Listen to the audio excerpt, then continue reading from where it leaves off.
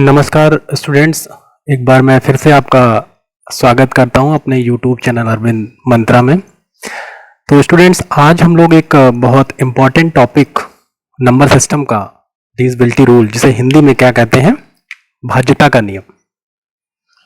क्या कहते हैं? भाज्यता का नियम।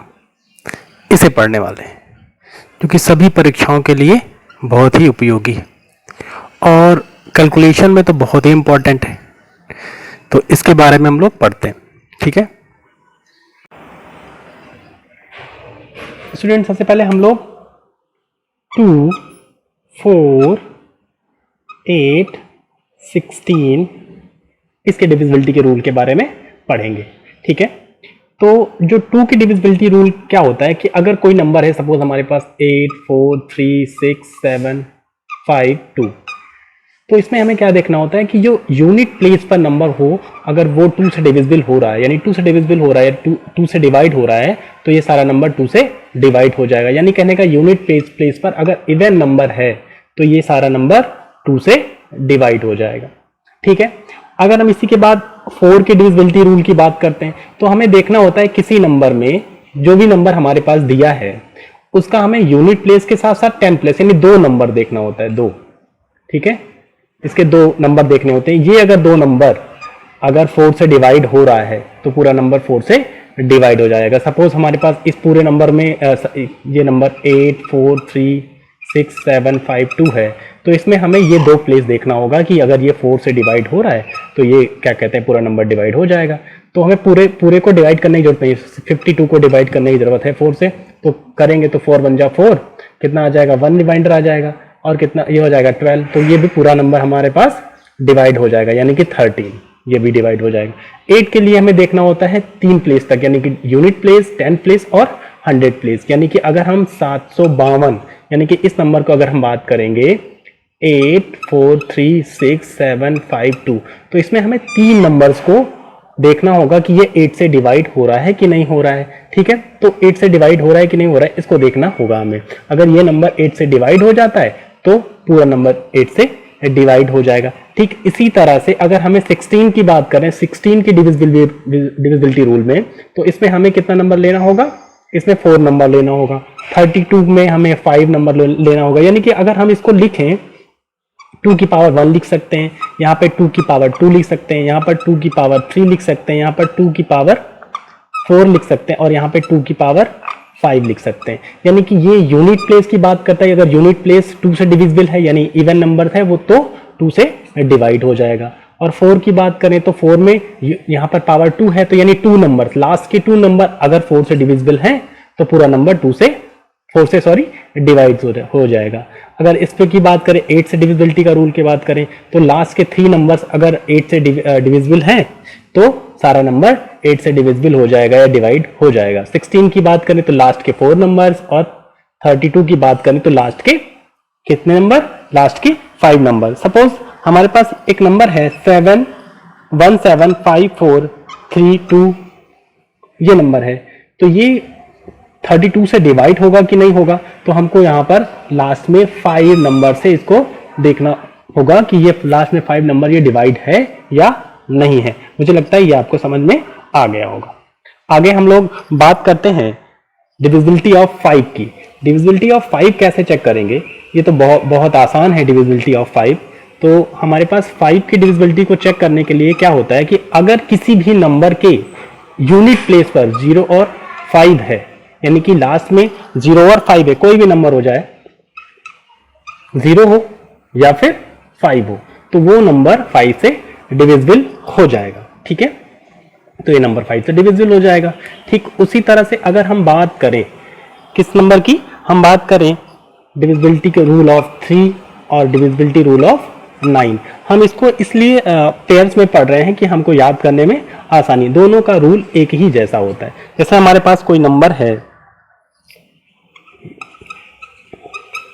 ये नंबर है हमारे पास, तो ये हमारे पास 3 से डिविजिबल होगा या नहीं होगा। तो इसके लिए हमें क्या करना होगा, सारे नंबर का अगर एडिशन जो है वो 3 से डिवाइड हो जाता है, तो ये सारा नंबर 3 से डिवाइड हो जाएगा। तो कितना हो जाएगा, ये 9 1 10 10 18 18 3, कितना हो जाएगा 21 21 और 2 कितना हो जाएगा 23। अब 23 तो ना तो 3 से डिविजिबल है और ना ही 4 से डिविजिबल है, तो ये नहीं होगा। सपोज यहाँ पर एक और होता तो ये कितना हो जाता 24 हो जाता, तब ये 3 से डिविजिबल हो जाता। और 3 के डबल में आ रहा है ना, 3 का मल्टीपल है तो ये 3 से डिविजिबल हो जाता। 9 से नहीं होता, 9 की डबल में नहीं आता, इसलिए 9 से नहीं होता। 9 और 3 का एक ही डिविजिबिलिटी रूल है। इसमें क्या करना होता है, आपको सारे नंबर्स को ऐड करना होता है। अगर उनका एडिशन जो है वो 3 से डिवाइड हो जाता है तो वो नंबर 3 से डिवाइड होगा। अगर उनका एडिशन 9 से डिवाइड हो जाता है तो पूरा नंबर 9 से डिवाइड हो जाएगा। ठीक है, आगे का हम डिविजिबिलिटी रूल पढ़ते हैं। 11 का पढ़ते हैं। 11 के डिविजिबिलिटी रूल में क्या होता है, सपोज जैसे हमारे पास कोई नंबर है 3 7 2 5 9 9 9 3। तो स्टूडेंट जो अगला हमारे पास नंबर है वो डिविजिबिलिटी ऑफ 11 है। कितना है, डिविजिबिलिटी ऑफ 11। तो डिविजिबिलिटी ऑफ 11 में हमें क्या करना है, हम नंबर इसमें क्या करता है, इसका रूल थोड़ा सा अलग है, इसको आपको देखना है और बहुत सिंपल भी है। तो सपोज हम कोई एक नंबर लेते हैं 4 3 6 2 4 4 9 2 5 6, ये नंबर ले लिया रैंडम हमने एक। और इसका डिविजिबिलिटी चेक करने के लिए क्या करते हैं, इसमें हम इस साइड से स्टार्ट करते हैं, यूनिट प्लेट से स्टार्ट करते हैं और एक एक नंबर छोड़कर इसको ऐड करेंगे, फिर इसको ऐड करेंगे, फिर इसको ऐड करेंगे, फिर इसको ऐड करेंगे। ठीक है, और फिर जो नंबर छोड़ा फिर इसको ऐड करेंगे, फिर इसको ऐड करेंगे, फिर इसको ऐड करेंगे और इसको ऐड करेंगे। यानी दोनों नंबर्स को ऐड करने के बाद अगर दोनों नंबर को हम फिर सब्सट्रैक्ट माइनस करेंगे, अगर वो जो माइनस आ रहा है, जो रिजल्ट आ रहा है वो अगर 11 से डिविजिबल है तो पूरा नंबर 11 से डिविजिबल होगा। तो ये कितना हो जाएगा 8 8 4 12 हो जाएगा, 12 14 हो जाएगा और 14 और 3 17 हो जाएगा। ठीक है, ये हमारे पास यानी कि इधर से हमने इसको जोड़ा तो 17 हो गया। ये कितना हो जाएगा 5 और 9 कितना हो जाएगा 14 हो जाएगा, 14 और 4 कितना हो जाएगा 18 हो जाएगा, 18 और 6 24 हो जाएगा, 24 और 4 28 हो जाएगा।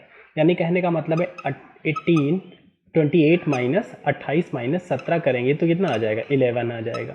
यानी कि 11 जो होगा ये मतलब इसका सबसेक्शन 11 आ रहा है, इसका मतलब ये नंबर 11 से डिविजिबल हो जाएगा। तो ये हो गया 11 का डिविजिबिलिटी रूल। यानी कि 11 के मल्टीपल में अगर कोई नंबर इवन 0 भी आ जाता है, सपोज अगर ये 32 और 32 आ जाता है यानी 11 माइनस 11 आ जाता और नंबर 0 हो जाता, तब भी ये क्या कहते हैं 11 से डिविजिबल हो जाता। ठीक है, तो इसके बाद हम दूसरा डिविजिबिलिटी रूल पढ़ते हैं।